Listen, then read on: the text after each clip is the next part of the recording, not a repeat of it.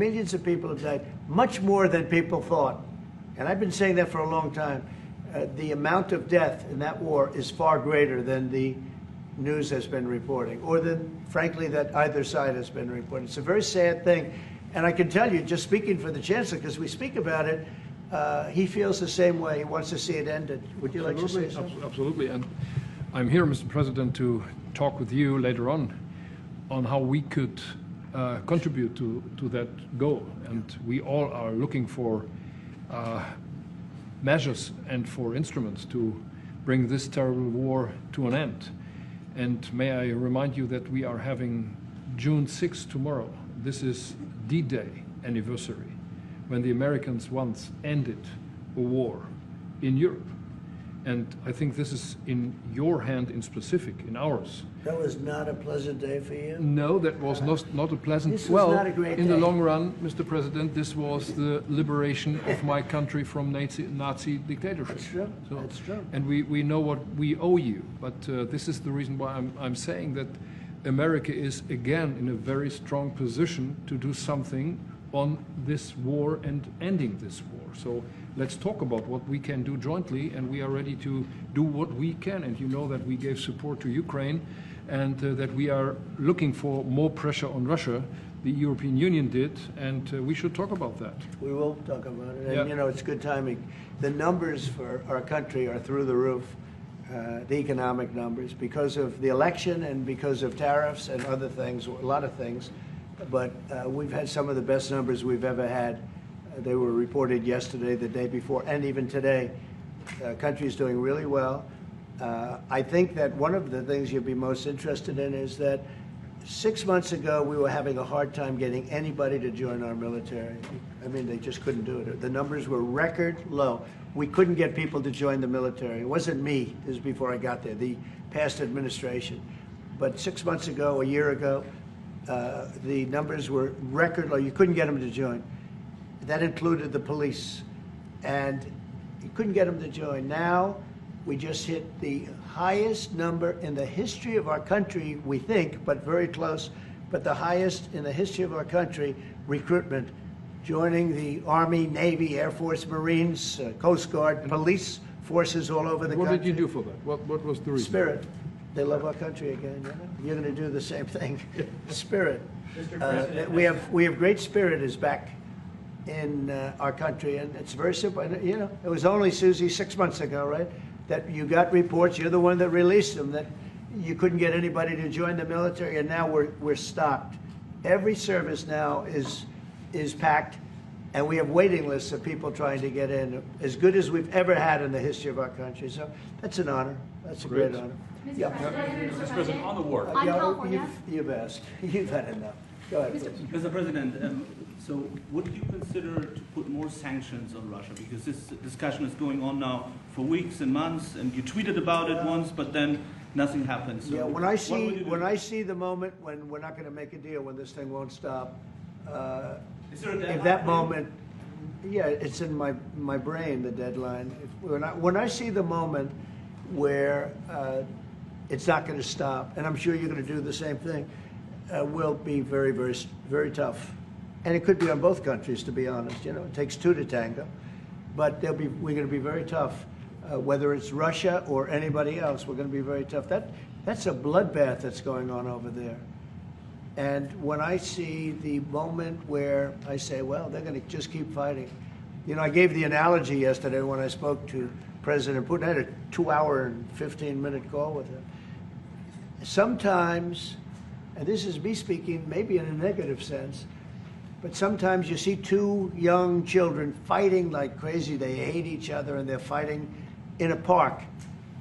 And you try and pull them apart. They don't want to be pulled. Sometimes you're better off letting them fight for a while and then pulling them apart. And I gave that analogy to Putin yesterday. I said, President, maybe you're going to have to keep fighting and suffering a lot, because both sides are suffering, before you pull them apart, before they're able to be pulled apart. But it's a pretty known analogy. You have two kids, they fight. Sometimes you let them fight for a little while. You see it in hockey, you see it in sports. The referees let them go for a couple of seconds, let them go for a little while, before you pull them apart. And What you do now? maybe, and I said it, and maybe that's a negative because we're saying go, but a lot of bad blood. There's some bad blood between the two. I have to deal with it, and the Chancellor has to deal with it. It's incredible. The level of, there's a great hatred between those two men, but between the warring parties. Great hatred. Also, you say and believe apparently that there is no immediate peace. What? That there is no immediate peace. There will be no. Well, I can't. I'd love to have immediate if I could. But why? If I could, but we don't have immediate. You know, it's like I'd love to have that. I'd like it to start right now. We would leave a room if we knew the war could end. We'd say, forget about you guys. Forget about trade, right? Yeah. We'd say, let's go settle it. There's some additional fighting that's going to go on. You know, he attacked, and they attacked pretty harshly. They went deep into Russia, and he actually told me. I mean, I made it very clear. He said we have no choice but to attack based on that, and it's probably not going to be pretty. I don't like it. I said, don't do it. You shouldn't do it. You should stop it. But again, there's a lot of hatred, and you know, I'm very proud of the fact that with India and Pakistan, I was able to stop that. And those are nuclear powers, and that was getting close to being out of hand. And I spoke to some very talented people on both sides, very good people on both sides. And I said, you know, we're dealing with you on trade, Pakistan and India, right now. I said, we're not going to deal with you on trade if you're going to go shooting each other and whipping out nuclear weapons that maybe even affect us. Because, you know, that nuclear dust blows across oceans very quickly. It affects us. And I said, if you're going to do that, we're not going to do any trade deals. And you know what? I got that war stopped. Now, I hope we don't go back and we find out that they started, but I don't think they will. They were both good. They were well represented. I want to congratulate both countries because, as you know, the leader of India, who's a great guy, was here a few weeks ago. We had some great talks. We're doing a trade deal. And Pakistan, likewise, they have very strong leadership. Some people won't like when I say that, but, you know, it is what it is. And they stopped that war. Now, am I going to get credit? I'll never get credit for anything. They don't give me credit for anything, but nobody else could have done it. I stopped it. I was very proud of that.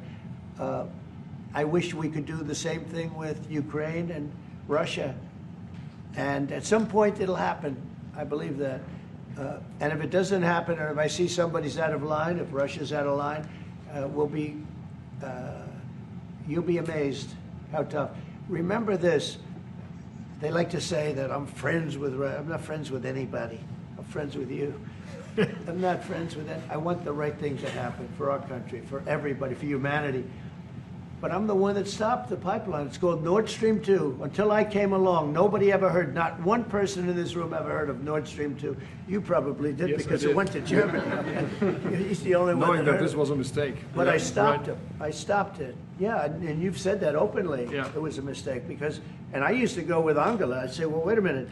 We're spending all this money to defend you against Russia, and then you're giving Russia billions of dollars a month. What kind of a deal is that? You know, which was, but you said it better than anybody else. I appreciate it. But I'm the one that stopped it. And that was the biggest economic development job, if you want to call it that, in the history, think of it, in the history of Russia. That was a massive, it's the biggest pipeline in the world. Going to go all over Europe, not only to Germany. You know, they were Germany, but then they were branching off all over to Europe. Nobody ever heard of, not one person of you heard of it. And I stopped it. It was dead. And then they say, I'm friends with Putin. I got along with him. He respected me, I respected him. It would have never happened. But I stopped Nord Stream 2. When